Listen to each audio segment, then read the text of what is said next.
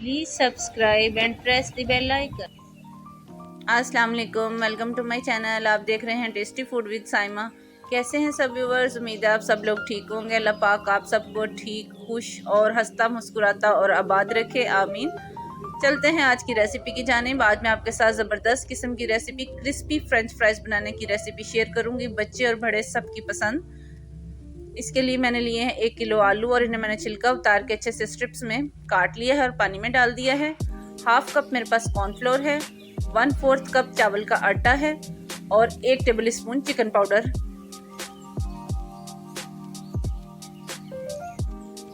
Half tea spoon जो है ये वाइट पेपर है मेरे पास और हाफ टी स्पून मैं सॉल्ट यूज़ करूँगी। तो चलिए स्टार्ट करते हैं। बिस्मिल्लाहिर्रहमानिर्रहीम। सबसे पहले मैंने पानी के अंदर डाल के रख दिए थे ये फ्राइज़ जो मैंने काटे थे। अब मैंने इसे अच्छे से मिक्स किया। आप देखेंगे पानी जो है मैं साफ़ बाउल के अंदर डालूंगी तो ये क्लाउडी सा वाटर जो है वो निकलेगा। इस तरह मैं आलू का सारा स्टार्च जो है इसे निकालूंगी, पानी डालती जाऊंगी और दूसरे बाउल के अंदर डालूंगी जब तक हमारा पानी जो है आलू का नीट क्लीन नहीं हो जाता, तब तक मैं इसको करती रहूंगी। तीसरी मर्तबा पानी में डाल रही हूँ। इसमें 5 से 6 मर्तबा आपको इस तरह आलू जो है वो वॉश करने पड़ेंगे जब तक हमारा पानी जो है वो आपको नीट क्लीन नज़र आना शुरू हो जाएगा। जितना आप आलू का स्टार्च अच्छे से निकाल लेंगे उतने आपके फ्राइज़ जो हैं वो अच्छे और क्रिस्पी बनेंगे।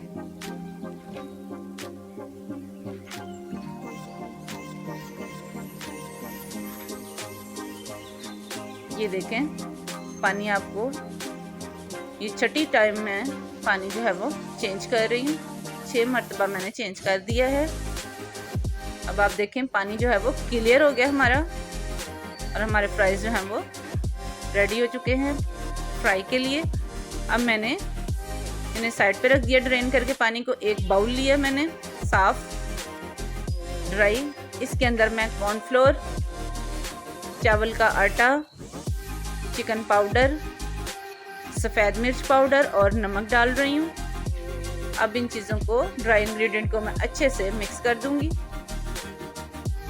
अब मैंने एक ट्रे लिया है, इसके अंदर मैंने सारे आलू जो हैं वो हिला दिए हैं।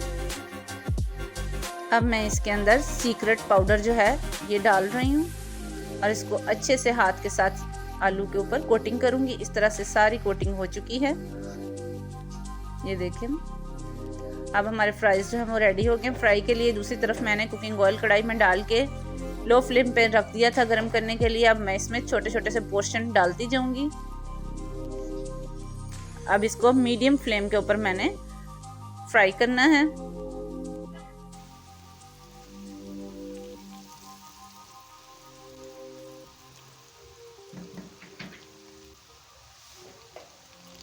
पाँच से 6 मिनट लगेंगे। इसको मैं वक्फे वक्फे से चम्मच चलाती रहूँगी।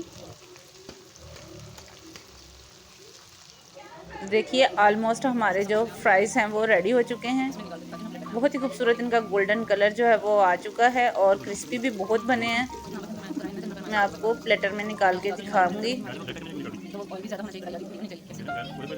अब मैं इसको प्लेटर में डाल दूंगी।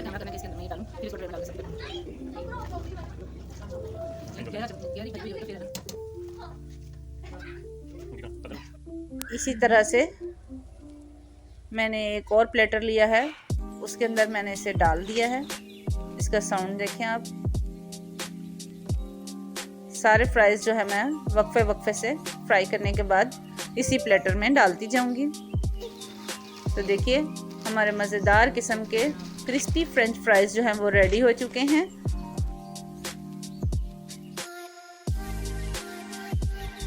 जो कि बहुत ही क्रिस्पी और यमी बने हैं। आप इसको चाय के साथ सर्व करें। मैं इसको चिल्ली गार्लिक सॉस और केचप के साथ सर्व कर रही हूँ।